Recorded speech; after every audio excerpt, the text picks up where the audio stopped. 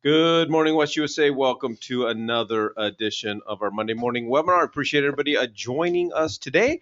And we're just going to jump right into it, let you know what we got coming up today. Well, let me see what we got coming up today. Okay, that's right. Todd's here. Todd Menard's going to give us a look at the numbers. Of course, Matt Baker's going to give us our mortgage minute. And I'm going to talk about, I've left out a word, but 3 tips to asking the right questions. And we're going to talk about, when you're talking with prospects and new clients and so forth, and how to create that dialogue with them. Nice. And then we've got our top real estate attorney, Christopher Charles. He's going to jump on. I know last week we briefly talked about this HOA and short-term rental ruling by the Arizona Supreme Court. We are going to expand on that today. As always, if you got any comments or questions, please feel free to email us at webinar@westusa.com. All right, Nick, let's get right into some announcements. So one of the common questions I get a lot from other agents is because we talk and focus on our team a lot about our after the close systems. For me, Todd, the money is left after the close. So we're going to do a special couple exclusive trainings coming up on May 19th, where we're going to take you through our after the system close and the things that we do to ensure over the next 12 months we stay in contact, we stay top of mind, and more importantly, get referrals. So there's a link right there if you want to get signed up for it. It's Thursday, May 19th. Over here at the North Phoenix office, headshots. So this is a good deal because I'm finding that headshots are becoming more and more expensive these days. So $10 to get a headshot, guaranteed to make you look good, or you get no money back. Matt Baker. No money. I was going to say, what are you reading right now? No, you said you get no money. Yeah, I appreciate that. All right. So real quickly, if you're interested, scan that code right there and to get signed up for it, or you can just reach out to 602-942-4200 number and get more information on that for your headshots. All right, this morning at 10:30, Nick and I are going to be hosting our next corporate orientation, our new agent orientation. So if you want to know, if you're new to West USA or you've never attended this, it's going to be live and it's going to be virtual. So you can just go on the West USA dashboard, and get signed up for it, and you get the link and all kinds of good stuff. Todd is doing doing another CE class this Wednesday, May 4th from 9 to 12. I'm going to assume we're still virtual. Yep, still virtual on that. So you're going to get 3 hours of contract law. So that is coming up this Wednesday. So get signed up for it. And then Dean Becker, he goes above and beyond. His are in person. Todd, what's up? Yeah. I have to have him. he's a critical part of our CE strategy. I do all the remote stuff, and he does all the live stuff. It works perfectly well.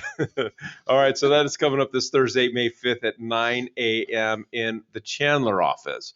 So if you're looking for 3 hours of contract law, get signed up for it. And as I'd mentioned, all of these events are on your dashboard, so you can get they're at no charge. And no charge. Our next round of React, it's coming up tomorrow, but React is our technology training. And so I think one of the misnomers here, everybody thinks I got to attend all of them. You don't have to attend all of them. We do this every month, but go through this menu and figure out what you need the most training on. And if you've just got a mobile app and you don't know how to use it, I would plan on attending tomorrow afternoon at 1 o'clock, but we're going to do I Found Agent website drip campaigns in the morning. And then on Wednesday, transaction desk, and afternoon listing presentations, and of course Thursday digital marketing with Keith Flynn. So get signed up for it. All right, Todd, take it away. Yeah, not that you shouldn't be at all those, just that pick the one you want. Well, good morning, everybody. Thanks for joining us today. Today we're going over the Greater Phoenix metropolitan market statistics for the real estate industry, ending the week ending May 2nd and the week prior. Next week, just a little heads up, we will be doing the month-end stats for the month of April. Let's get right into it. 29 days closed on market this past week, a 0.8 month supply, 124% absorption rate. Our average list price down just a little bit, $821,784, and our average sale price $599,000. Our average list price, the sale price retention coming down to 100.99. Looking at our active inventory, this is this is the nice thing. We're up another 7.5%. We're at 6,970 active single-family residential listings. Pending is sitting at 4,844 and closed units at 6,604. Now, that was the closed unit total as of today for the month of April. Again, we'll wash that over the next couple of days to make sure you get the most accurate information. New listings are sitting 2,350 this past week. Active days on market, 64.6. Sitting at under $500,000 is at 47.77% this past week. Again, a little bit of recovery in that marketplace. 500 to a million is at 37.4, and our $1 million and up market hovering at about 15%. So we take a look at our spreadsheet each week, and we I continue to try to help people understand exactly the layout and why we do what we do. In the very center of the column, you have center of the worksheet, you have a column that's 2019 South SW. Doesn't stand for Southwest, like I was just about to say. It stands for same week last year. To the left of that, we have 2021, and then we have 2 weeks over week prior to the left of that. Looking into the right side, there's two columns way over on the right, 2022 March. Next week, we'll update that to April and February 22. So we take this, and what makes us an expert? And what makes us an expert is the ability to compare information. When we show our very first home, we open that very first door. We're just really trying to see what we can see in that particular property we're touring, identify those features to our customer. Maybe we don't even know the benefit of those, but we walk through. But when we get to the second house, bingo, now all of a sudden we get to compare this house versus the house prior. When you've been in it for 20, 30 years, you've got a lot of comparisons, and that's really part of what aptitude and where aptitude comes from. So it's the same thing with statistics. When you look at a statistic, anybody can take a statistic. You could take this sheet and basically come up with 4 different approaches. You could say the market's horrible, the market's great. You could, inventory's down, inventory's up. There's a lot of things people can speculate from statistics. We all know that. So what you want to do is you don't want to be a follower. You don't want to be someone who somebody tells you what's going on in the marketplace, and then you go repeat it without understanding really the context of what you're saying. So here we go.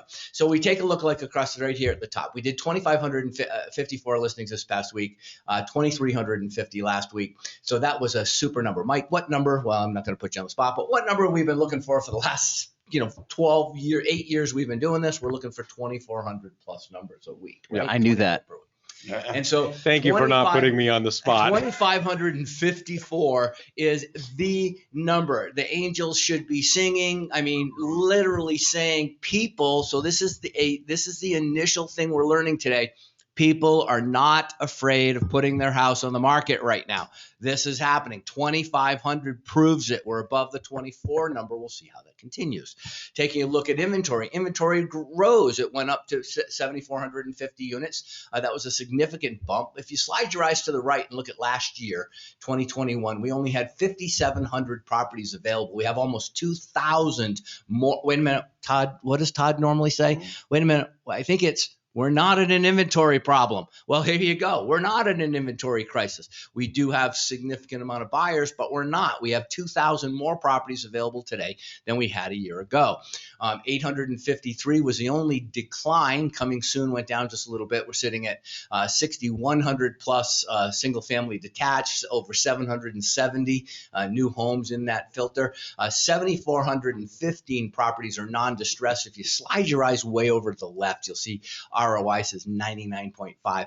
That's what we're looking for, 99.5% non-distressed. Well, right here, if you take a look at this, you'll see that we're about 0.4% of the entire MLS is distressed. Slide your eyes to the right. You want to see what this used to look like in 2019 in a growing economy, great market, no COVID, 73 short sales, 95 lender-owned properties, and 4 HUD. Now look at today, 9, 22, and 3.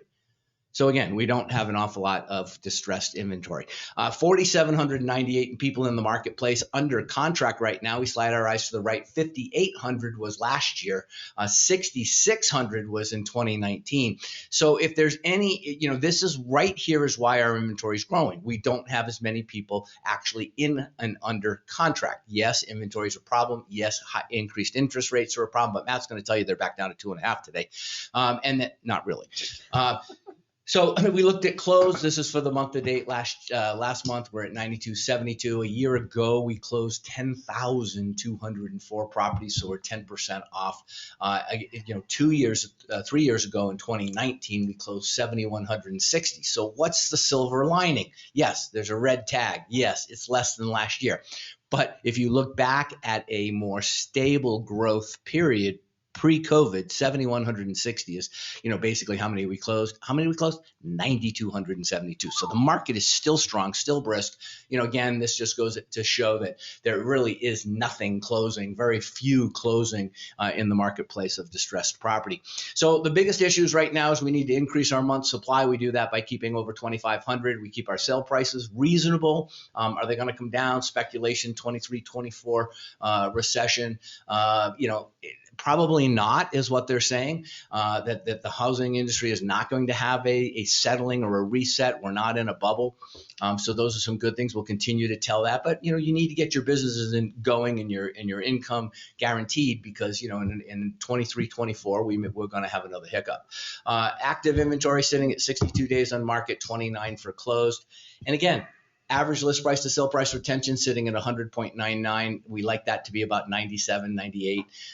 So right now, consumers are paying and sellers are selling for about what they have their property listed for at this particular moment. So that's pretty much the statistics right now at this particular time. Look forward to seeing you next week when we actually go over last month's month-to-date stats. So thanks, Mike. All right, appreciate it, Todd, as always. All right, so apparently Matt Baker's got some really good news. Dun. 2.5%. Whoa. Oh, gosh. I really set up to fail there, didn't I? No, Todd set you up to fail. Yeah. It's okay. And rates are going to continue to rise, right? So I think that the general consensus is that, from an economic standpoint, is as inflation continues to grow, as the Fed, guess what? They've only done one rate hike. We haven't even really started the rate hikes yet. So be prepared for this. And I used the analogy before, when you're forcing something down and pressure builds and you release your hand, what happens? It shoots straight up in the air, right? And that's what rates have done over the last 6 months. And I just don't know where they'll go from here. But I wanted to talk about today is because credit seems to be it's so important that we don't really talk about it enough, about how, what does it really mean? What do credit scores actually do for the impact? Well, they really have two impacts, main impacts. One, every loan's run through an automated underwriting system. And so you have to have a certain score, and that number is 620 to do a conventional loan, right? 580 to 600, depending on an FHA loan. So you need to have a certain score, and that score in the automated system will spit you out kind of a different view. If you have a 780 score versus a 680 score, you're going to get a different result based on your automated underwriting findings. Okay, so that's sort of one piece. Well, then you also have the impact on the rate itself, which obviously could impact number one, right? Because the higher the rate, then of course the less than theory you'll qualify for. So when you talk about it, when you have a lower score, you can have an increase of almost 3/4 of a point more in rate alone from a lower score than a higher score. Well, the other side of it is that when you have a flat yield curve, and we've talked about this before, that means shorter term maturities and longer term maturities, like 3, 2, 5 years, 7 year, 10 year, 30 year, when they're really tightly compacted together, and I'll explain that in a minute, you're going to have an even bigger impact on the interest rate, right? And so let's go into the next slide. So this is actually the what they call the loan level pricing adjustments by credit score and loan to value. And I put two highlighted spots there so you can see the difference between a 740 plus and a 639 is 3 points in cost. So that means that if you have a $100,000 loan, that's going to cost $3,000 more. So $300,000, $9,000 difference between a 639 bar and a 740 bar. 639 and 740, which is significant, right? And when you have a flat yield curve, that means now it's no longer 1 point difference equals a quarter in rate. Now it's maybe 1 point difference equals 3/8, maybe a half in rate. You can start to see it grow. So go to the next slide. So I just ran an example. $400,000 price with 5% down. Rate today on a 740 plus would be 5.75 with no points. You go 740 credit score is 5.25 with 1 point. So look at that difference I talked about. Now that's a 0.5% for 1 point in costs. Then you go, okay, well, what if you have a 630 score? Now 5.75 costs 3 points.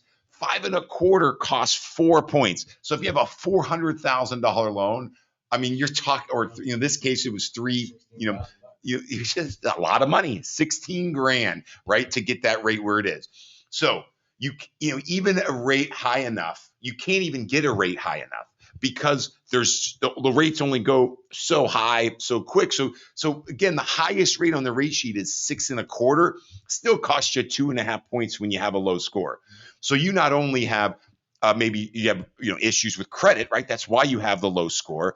But now you need to have even more money and in and above your down to even get you a loan today. So it just lower credit score provides so many more challenges. So go to the next slide. That's why we try and help bolster your score. And remember, it's not lender. This is not Fairway. This is a industry wide. This is banking industry wide. So I put the red line on here to kind of show you what a normal yield curve might look like. Right. And then the two dotted lines below the blue line are where they were 6 months ago and 1 month ago. And that blue line is where we're at today. You would call that a pretty flat yield curve, right? I mean, it's pretty straight across the line there. And that essentially means that the 30-year, 20, the longer the maturity and the shorter the maturity are darn near the same. So that's why adjustable rate mortgages aren't really that attractive right now. It's why you're seeing a big difference between one point and another. Now, there could be an argument that, well, if we do go into a recession, rates could potentially improve. So does it really make sense to buy the rate down if you're only going to future refinance? Well, it all comes down to break even. What's the cost versus what's the savings, and does it make financial sense? Well, here's your takeaways. One, credit scores matter big time, and that a flat yield curve potentially makes buying points attractive, right? Makes the idea of, well, I can still get the rate a little lower by paying money. And I've done this before. I can do it again. If you have questions, you can call me. But there is a big difference between putting an extra 10 grand down and using 10 grand to buy the rate down. You can benefit by payment more significantly by buying the rate down than you can by just buying down buying the loan amount down. So think about that. But obviously, low credit score buyers get killed here, right? And you're going to see that, and that's why we're consistently trying to coach buyers up. Even if you're at a 669 or 679, the difference between 679 and 680 is significant, right? You saw that cheat sheet on the loan level pricing adjustments before. So all of those things matter. It's why, look, we don't make any more or any less money off the interest rate, off the loan. We just, again, our job is like, how do we coach a buyer on how to get the best rate? Well, it's get your score up and start early. There are tricks. So if you're in the market or thinking you have a buyer that's like, hey, I'm going to get started in a month or two, start getting your credit in shape now. Get consulting, get some help, get guidance so that you can be in the best position to beat, because rate matters, and it matters big time. Your credit score matters, sorry. Yeah, I always found it just interesting that so you got someone with a low credit score that might have a history of not being able to pay their bills and not make a lot of money. So let's make their payment even higher and make it harder for them. Make it harder, and charge more. Yeah, exactly. All right, Matt. That is what it is. Appreciate it as always. Some great information and some good stuff to use with your clients. And Matt and his team are willing to talk with any of your clients at any time. So you got it. All right. Appreciate it, Matt. Take care. All right. We'll jump right into the 3-pack, asking the right questions. It's all, I mean, we talk about all the time, Todd. One thing that we're not trained on is sales, and how to actually sell. And so I did a little training on this with our team last week. And so I thought I'd bring it to our webinar about asking the right questions. And so we talk about our focus is asking open-ended questions. And there's a huge difference when I'm talking to an internet lead for the first time, I'm talking to a new prospect at an open house, or meet a parent at a kid's ball game or something like that. The types of questions that we ask are important, because what we're trying to establish immediately is building trust through an immediate relationship.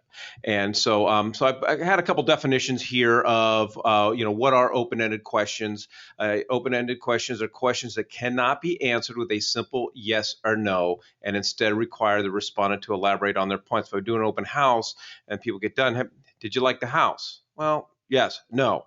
What it, about the house did you like? yeah, exactly. So open-ended questions help you see things from a customer's perspective as you get feedback in their own words instead of stock answers. And this is important because we're going to talk about on point 2 about putting our private investigator hat on. We are problem solvers. I need to figure out how to solve your problem. And the only way I can help you solve your problem is knowing what the problems or the challenges are. Additionally, open-ended questions prompt the beginning of a longer conversation by asking questions starting with why, how, and what if. What if we found you the right house, Mr. and Mrs. Buyer? Are you willing to pull the trigger? Closed-ended questions could be answered with single-word answers such as yes or no. Yeah, on this one here, I think it also, Mike, when you are inquisitive, you're not jumping in saying, hey, this is all about me, hire me. And instead, you don't bring that up at all. But what you demonstrate to the people is your caliber of being able to help them by asking them those open-minded questions. Then they have to think more about the answer. They have to get into an actual conversation with you. And through that's where they establish whether or not you know enough to help them through that journey that they're going to hopefully ultimately discover or explain to you, allow you to discover. But the biggest issue here is exactly what you're saying. We jump into sales before we jump into rapport. Exactly. So I want to spend a little more time on point number 2, our primary objectives. Obviously, I think we established the fact, avoid yes and no questions. Because you don't want to make it easy. And we talk a lot about this with setting an appointment with, meet somebody at an open house. And it's time to set that appointment. Hey, I'm going to come over to your house and we're going to go over the CMA or whatever the case is. And never ask anyone if they're interested. Right. Or can I? It's options. Because if you make it, if you give people the easy out of being able to say no, they will always go with the path of least resistance and they will say no. But as I mentioned, we're problem solvers. It's really what we do at the end of the day.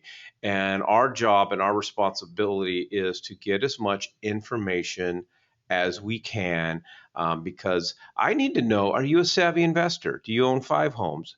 If you own 5 homes, I'm not going to treat you like a first-time home buyer. But if you're a first-time home buyer, I need to, I'm not going to treat you like a savvy investor and so forth. And we had, a couple weeks ago, we had Sean Rogers on. So afterwards, he came down to our office and we were chatting about this. And Sean Rogers he's amazing on the phones. And I asked Sean the question. I said, because he works a lot of internet leads, I said, at what point, you get an internet lead on the phone. At what point are you now having a conversation about the property that they inquired about? And he goes, I try to keep them on the phone for about 15 minutes before we really start talking about business, because the job is to build that rapport. Well, and it's kind of the same thing, Mike. I mean, you don't want to have an open-ended question. Well, one of the things you don't want to do is give them exactly the answer to what they called for right out of the gate. There's other questions. What is it about that? But again, if you stay away, what's your ultimate objective? How soon are you interested in purchasing potentially? What life moment is causing you to be interested in moving at this particular time, or whatever the questions may be. But it's just, if you give them the answer, they're like, oh no, okay, well thanks. Well, I got some other things to tell you. Oh no, that's good. Bye. You just lost. Nobody wants to be sold. Nobody wants to be sold. Okay, so it's a matter of establishing that trust. Yeah. Because if you're all about that one property they called on, then you're not going to get an opportunity to show them all the other ones and hang on to them. And chances are they're not really interested in that property. More than likely. Right? Yeah. Well, that's really quick. So one of the tactics that going to the doctor, meeting with your physician, they ask you, why are you here? A lot of people can get frustrated by that because the doctor should know why you're in the room with them. You made an appointment. The nurse already talked to you about why you're there. There's a big file in front of them, but the doctor still always asks, why are you here? And they're doing that because they want to hear your perception of why you're sitting in the room meeting with them. It's the same conversation you should be having with anybody on the phone. You can assume by the person that took the message or the email that they sent you or the text or whatever, but why would you do that? Don't put words in their mouths. Let them talk to you, because just like you said, they might not know what exactly they want. They may say they want this house, but as you have the conversation, you could dial into what they want about that house, and you can show them other opportunities. Well, I'm feeling bad because I fired a doctor for that. So that's another story for another day. It was But you're still suffering from that, a very right? sensitive procedure, and I didn't want there to be any confusion when I was on the table. All right.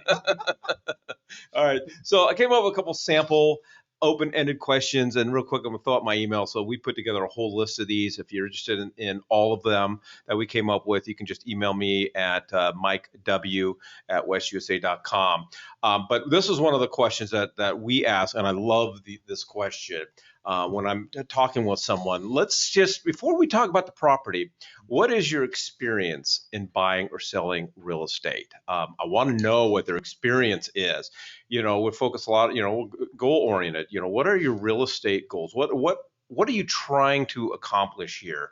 What do you know? Currently, I'm asking, what do you know or have you been hearing about the current market conditions? Generally, I don't like to go negative, but we've got to overcome objectives or objections with current market conditions the way they are. So this starts off as a yes or no question, but with current market conditions the way they are, if we find a property that meets your needs, notice I'm not saying the perfect property or a right property, but a property that meets your needs, are you ready to pull the trigger? Because if they say no, then that becomes the open-ended question. So what needs to take place? Is it finding, am I talking to the decision makers in this? Have they talked to a lender? And then I think the most important one, boggles my mind, has to be asked. I want to know what your current living situation is. I need to know, is there a listing there? Or are you renting, or are you living in mom and dad's basement, or whatever the case is? Because oftentimes, sometimes we represent buyers, and next thing you know, you ask, oh, well, where are you coming from? Oh, I just listed my house with so and so. They don't want to work with buyers. Okay, sometimes we're missing those listing opportunities. And Todd, as you know, in our market, listings are king. Yeah, this one, I love these questions, Mike. These are good. But again, what I want to do is I want to encourage everyone to read that book, The 7 Levels of Communication by Michael Mayer, because it deals with exactly what we're talking about today, about asking questions, but being really coming from a point of contribution, coming from a point of really your goal is to solve and help and resolve your potential clients. But if you're superficial with the questions that you're asking, you're not going to be given the detail that's necessary. And it's kind of like going on a listing appointment, Mike, right? I mean, if you're there and you ask the right questions, they're going to tell you what their objections are. But if you fail to ask those questions, you're going to leave that listing appointment wondering, am I going to get this listing or not? It's just that simple. Are you on purpose with what you're doing, or are you not? Yeah, and I always ask my agents, I always take a poll. What do you think that I am really, really good at? And I'll get various answers. Of course, it involves burgers and stuff like that. What I'm really, really good at is whatever you need. Okay. If you're a first-time home buyer, I'm really, really good at it. If you're relocating because of military, I'm really, really good at it. But I've got to set the case. I got to make my case that I'm really, really good at to whatever you need. And I don't know what you need unless I'm asking the questions and I'm listening. So that's our 3-pack. All right. So I'm pretty excited about this. Yeah, timing couldn't be any better. For those of you that were on the webinar last week, we had Nikki Salgett on, briefly touched this, I call a not a landslide, but a landmark ruling by the Arizona Supreme Court in how HOAs can govern short-term rentals and things like that. And so Christopher Charles from Provident Law, he's our attorney. And so I'm immediately, well, Chris, you sent out that blog, and I'm like, holy crap, I sent that blog to everybody. So I'm responsible for all your internet traffic. Well, both of us. And so I'll just set the stage, but welcome and thanks for jumping on and coming down again. We appreciate it. Thank you for having me. Great to be back. So let me set the stage. HOAs over, in my opinion, the last 6 to 8 years have gone commie, and they have been amending their CCNRs to basically outlaw and say that you can no longer offer and do short-term rentals. So a buyer can buy a property with the intent and maybe doing a short-term rental. CCNRs are amended. My HOA, they amended it right after we moved in. So my wife and I, we've been looking at the exit strategy one day when we do move from the house. And for us, short-term rentals completely out of the conversation and off the market, but now may not be the case. So let's just jump into Callaway base Calabria Ranch and what it is and how it impacts us. Sure. Yeah. Happy to help. And let me back up for just a minute and give my thoughts on HOAs in general. I grew up in the Valley. I've lived in, Maricopa County my whole life, essentially, and mostly lived in HOA communities. When I was in college, I lived in an old historic neighborhood down in Phoenix that had no HOA. And you used the word commie. Growing up, I remember I just was not a big fan of HOAs. They would tell us what we could do with our basketball hoop and that type of thing. And I moved to this neighborhood in Phoenix. There's a great home, great neighborhood. I'm sure the homes are all worth $1 million now today. They're good sized lots.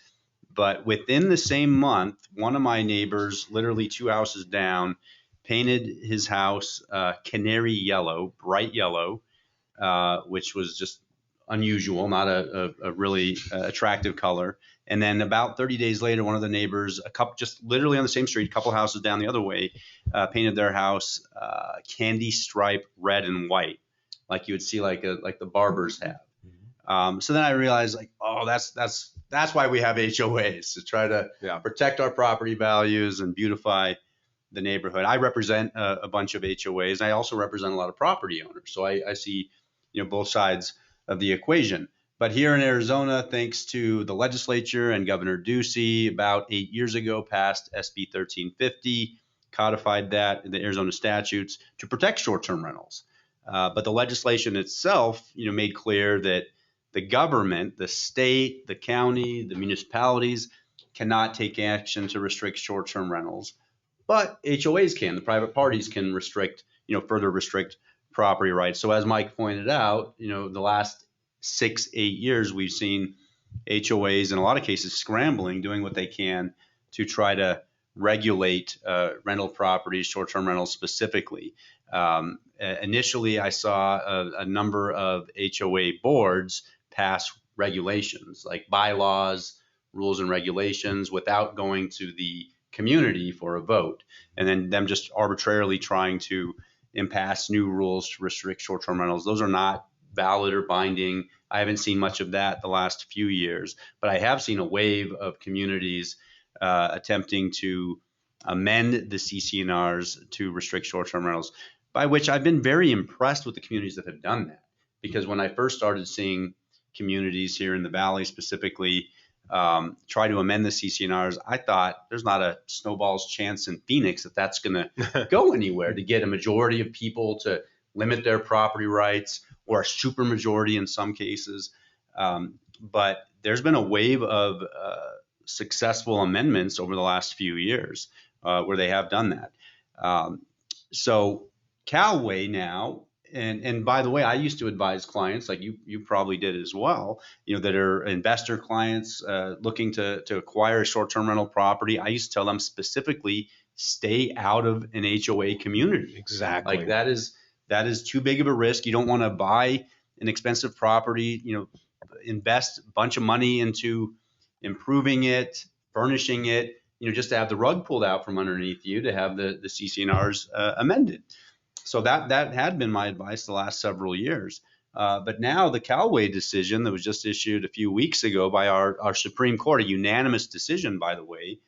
And I want to just clarify for everybody, it's the Arizona Supreme Court, not the U.S. Supreme Court. So this is Arizona specific. Some agents are like, oh, okay, I'm in Hawaii now, and they can't govern. This is just Arizona specific at this point. Yes, thank you for the clarification. So the Arizona Supreme Court ruled a unanimous decision to uphold and protect private property rights here in our state.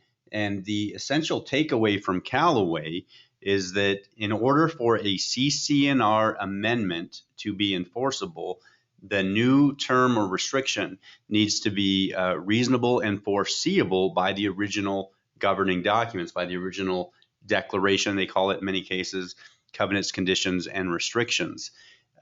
So the HOA community cannot impose a brand new restriction that was not contemplated or that the property owners had fair notice of by the original governing documents. The facts of Callaway, just to be clear and to be fair, do not directly involve short-term rentals. Instead, it's a community in Maricopa County that sought to amend the CCNRs to add development restrictions, to add restrictions as to how the lots can be divided, split, how the construction of the properties can take place. Did not specifically deal with short-term rentals, but the holding, the Supreme Court no doubt knew, the far-reaching impacts that it would have. And so that is that the CCNR amendment cannot add new restrictions that were not included in the original document. And I told you last week, one of the things that we,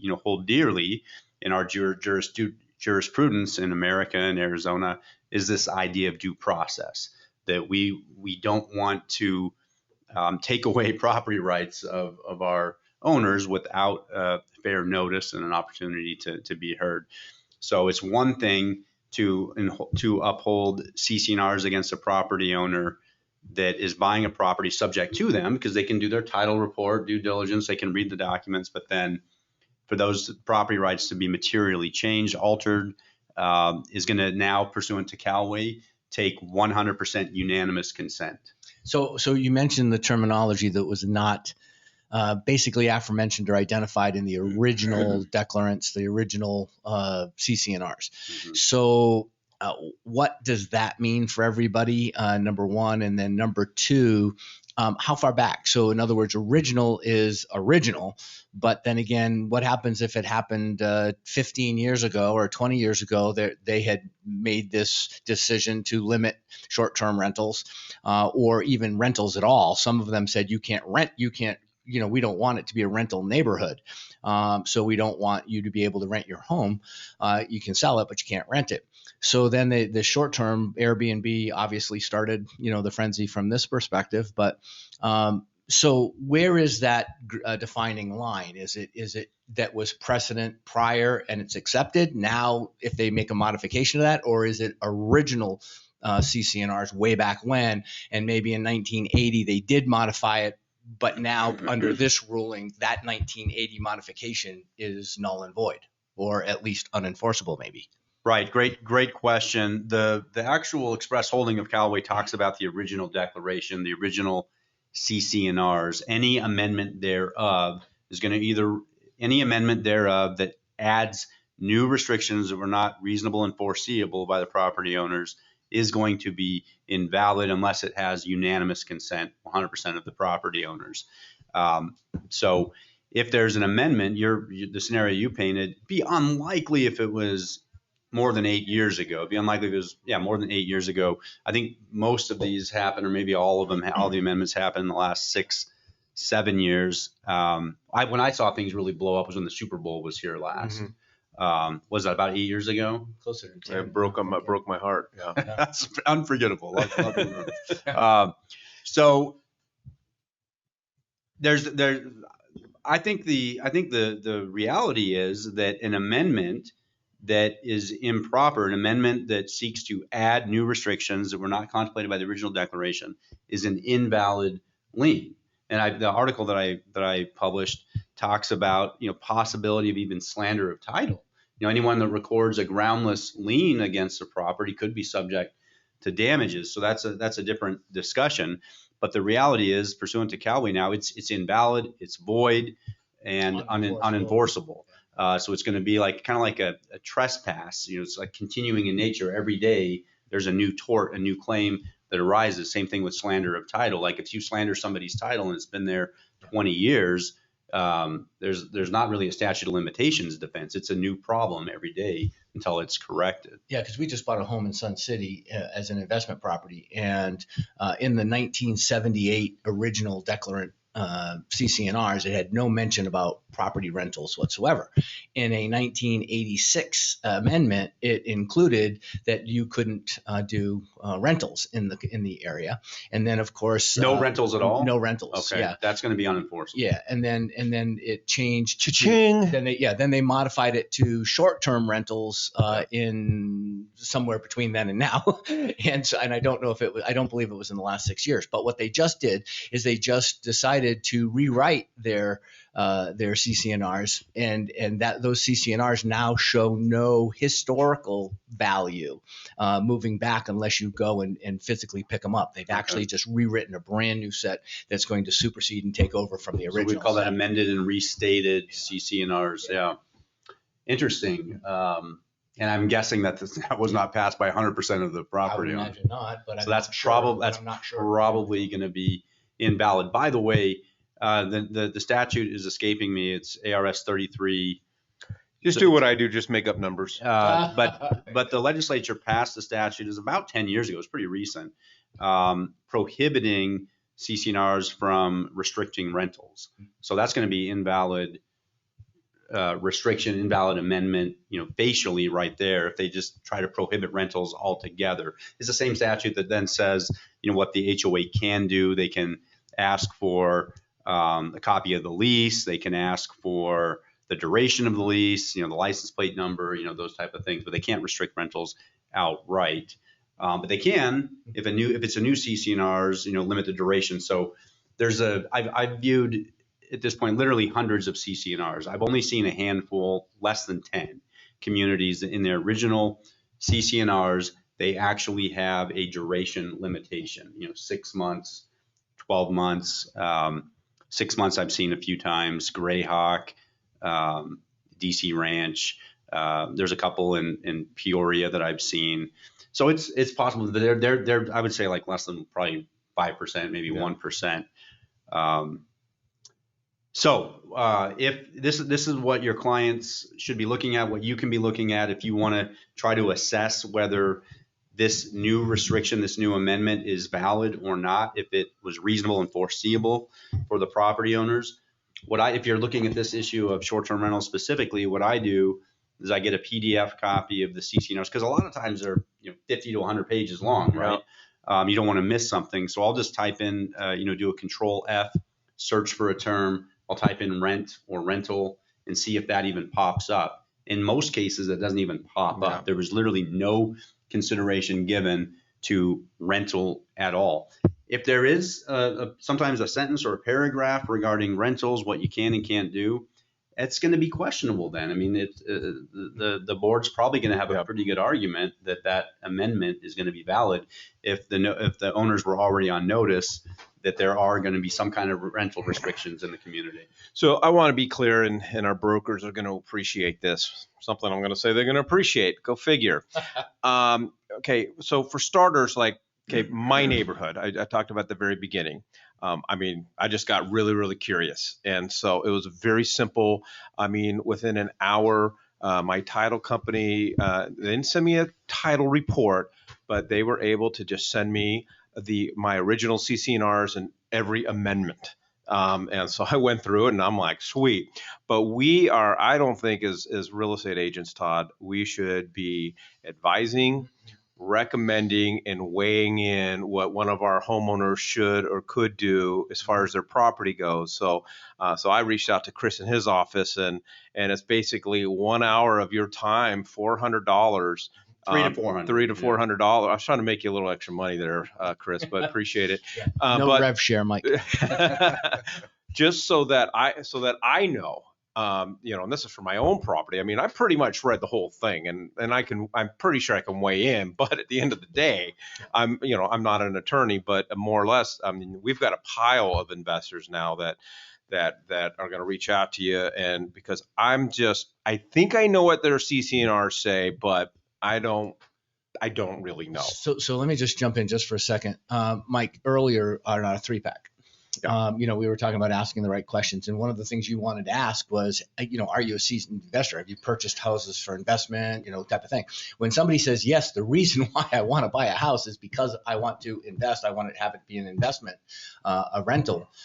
That's the red flag that we need to all find out so that we can then say, well, Mr. and Mrs. Smith, there have been some most recent changes to the laws, which may affect whether you can or exactly what the rules are in whether you can rent your home. My recommendation would be to seek a real estate attorney. I do it in an email to them so that there is an actual paper trail of that. Absolutely. But at that particular point, then refer them to a real estate attorney. Refer them to Christopher. Yeah, that's good. That's good advice. And your agents are more than welcome to sit in on that. And a lot of people opt to just do Zoom consultations now, just convenient. So that you or the client will just want to email us a copy of the declaration. If there's an amendment, we can look at that too. But really, just the original CCNRs. By the way, it's not always CCNRs, right? Sometimes there's no formal HOA community, and they're just deed restrictions. They're just Good point. covenants and restrictions. But any document recorded against the property that limits its use, that's what we're talking about. So you'll want to email that to us ahead of time so we can look at it and then advise you. And you, the agent, are welcome to participate in that, if you like, either a 30 or 60-minute meeting to give that advice. So the questions that are coming in, I think we just want to clarify the issue at hand when it comes to what was not foreseeable in the original CCNR. So I think we've touched on it, but I just want to be super clear. If I understand correctly for everybody on the call, because I'm just the eye candy here on the webinars in the morning. So if the CCNR stated anything to do with rentals and they updated whatever it said, limiting rentals or talking about rentals, if they've updated that saying no short-term rentals, technically that is okay. If there was nothing in the original CCNRs about rentals at all in the neighborhood, and they tried to add an amendment saying you can't do short-term rentals, or they did in the past, that is what the conversation is. That there was nothing in the CCNRs originally, they're trying to add something, or they have added something, and that is what this case is talking about not being acceptable. Enforceable. It is a case-by-case analysis. Okay. So that's important to keep in mind. Callaway gave us guidance, and so the Supreme Court was very clear, gave us about 5 or 6 different bullet points that the court will consider to determine if this amendment was valid. Was it foreseeable? Was it reasonable? Were they on notice? I'm forgetting the others, but there's a little list that they're going to go through case-by-case basis. So if there's no mention of rentals at all in the CCNRs, it's probably going to be okay. Not necessarily. I mean, I haven't seen all the cases. It depends, but it's probably going to be okay. If there is already mention of rentals, I can tell you right now in my office, I have 2 cases where the original CCNRs did talk about rentals, but it was in such a way that our objective opinion is that this amendment to restrict short-term rentals is not enforceable because the discussion of rentals wasn't in such a way that would give notice. Well, to like mine did address rentals. I said, yeah, you can rent out your property. Good point. Yeah. Good point. Yeah. So if it does have discussion of rentals, just huge red alert. You need to look really carefully. So also when you're in communities that are housing for the elderly, which is, your 55 plus, if you want to call it that, Sun City type communities, they did say in the very beginning, if you rent your property, we need to know about it as the HOA. You need to give us, to your point earlier, Chris, we need to get a copy of the lease. We need to know what car is going to be on site. But they wanted it because housing for the elderly, the Attorney General sets the criteria of 55 plus at 80% have to be 55 or older. And so as a result, they have to prove they're doing statistical ongoing surveys and polling to ensure when they get challenged that they can say, yes, we have 80% of our people that are 50 plus. So they said that. Can they, because that would be asking you to pine on this, but is it possible that because it did mention rental, that now down the road at some point they want to restrict it to no short-term rentals? And now as a result, that's not really what the foreseeable reason why they created that rule. Are they able to be that sophisticated? And then does it require 2/3? Well, it depends on the CCNRs, I imagine, what kind of homeowner support that would have to pass. It's possible in your situation. So let me back up just a minute.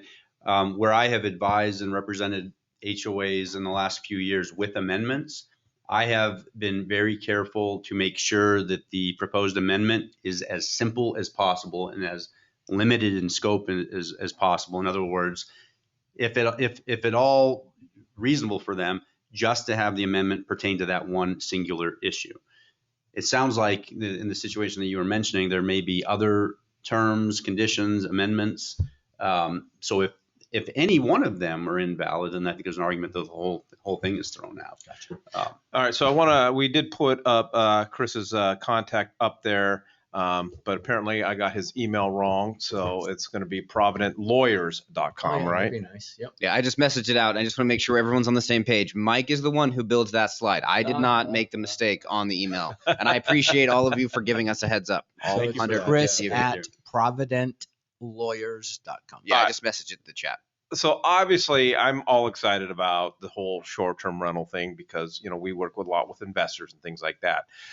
But what are some other examples that we're going to be focusing on this ruling? Like I'm thinking, like I had a buyer right now. He had and I want to go back, but he had a truck, a work truck that had his brand on the side. It wasn't necessarily a overly huge truck, but it had he painted the name of his company on the side. And as we know, there's a lot of parking restrictions. Can't have commercial trucks and things like that.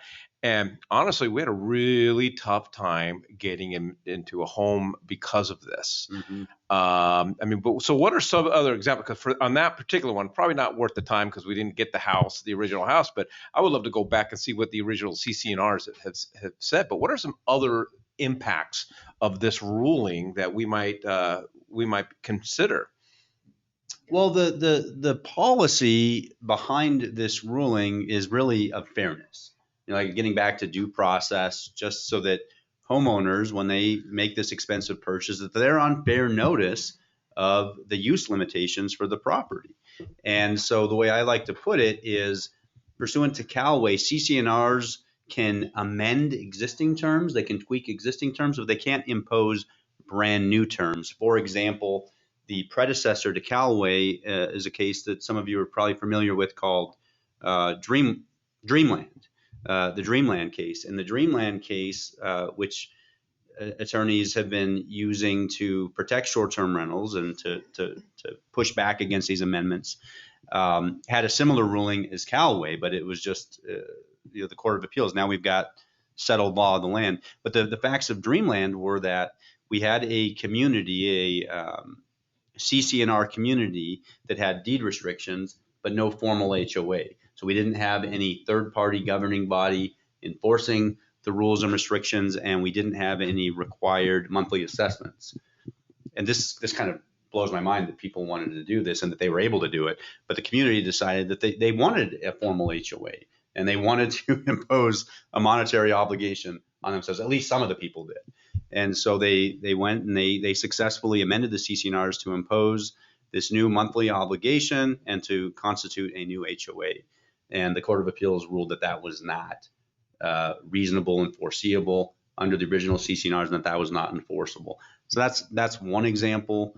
I guess you can, as far as your imagination can stretch, you can think of different rules, things like that the HOAs would want to impose. But certainly the hot topics are usually construction, development activity, and now short-term rentals. So would it be reasonable to say then that this case established that if any new restrictions were placed upon a property, any new that didn't originally weren't for using the 5 litmus tests and not foreseeable in the original CCNRs, that this case could potentially be used to prevent that from taking place?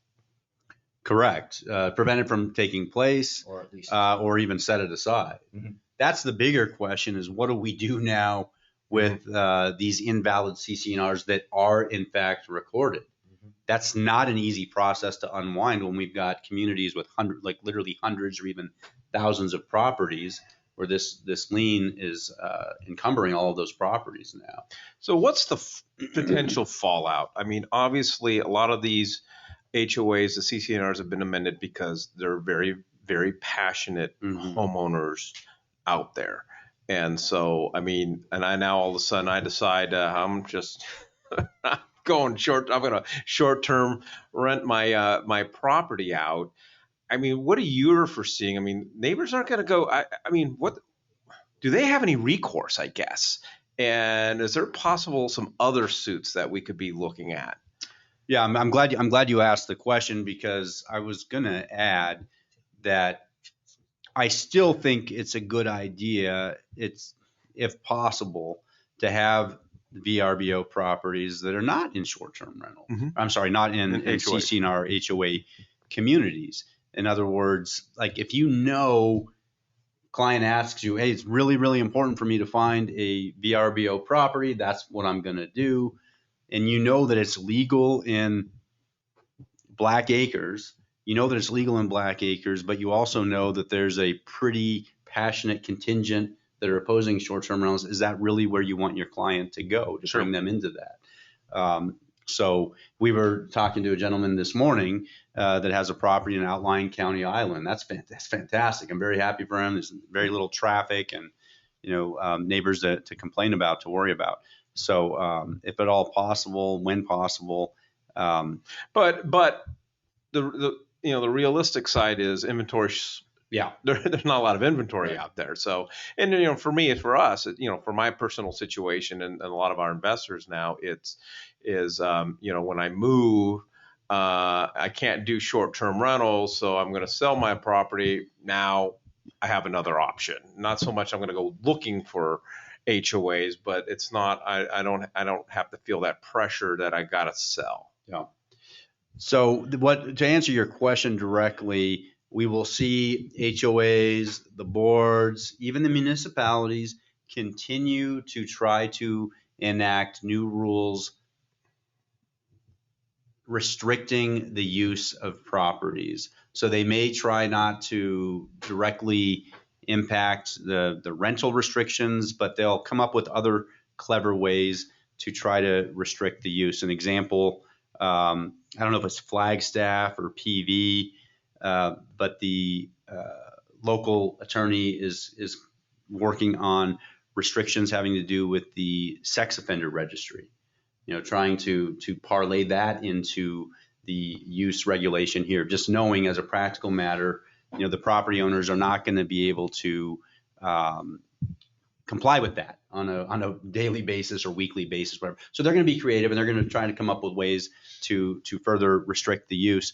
By the way, at least the clients that I represent, I'm sure it's clients that you represent, are only responsible property owners. They're not party houses and things like that. So a lot of my clients are very open and welcoming to these restrictions to keep out the bad competition. Sure. So I just got one closing question from my perspective is, okay, we've got a bunch of agents out there. This is a new thing. Some of us are like excited about it. Others of us are concerned about it.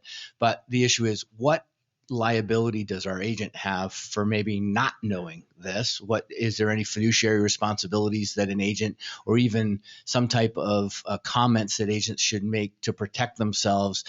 To Mike's earlier point, the 3-pack. I mean, ask the questions. Are you, when they say, yeah, I'm interested, it's an investment property they're looking at, what's that, maybe that earlier comment I made, but what's the responsibility that the agent's going to have now because of this? I think Mike nailed it. Ask the right questions, identify what their intended use is. It's intended use also. That's important to keep in mind, and then direct them with the proper resources. And so, if it's in a CCNR community that has a restriction in place, have them meet with an expert to determine, what are the pros and cons of that? What are the risks? Even if there are no restrictions, still, I think it's helpful to know what are the risks. Are there any people with pickaxes or like what's going to happen? Well, and I'm also going to reach out. I mean, my HOA, the property management company, they're very, very responsive. And so I want to shoot them your blog and go, okay, what's your take on this, and what are you guys hearing, and so forth. All right, appreciate it, Chris. Thank you so much. We've had a ton of questions come in, so we sent out Chris's email and phone number. Keep in mind that it's providentlawyers.com. So definitely reach out to Chris, any questions, if you got any clients or whatever the case is. So appreciate it. Leave everybody with the quote of the day. Talent wins games, but teamwork and intelligence wins championships. All right, appreciate everybody joining us. Go out and sell a home.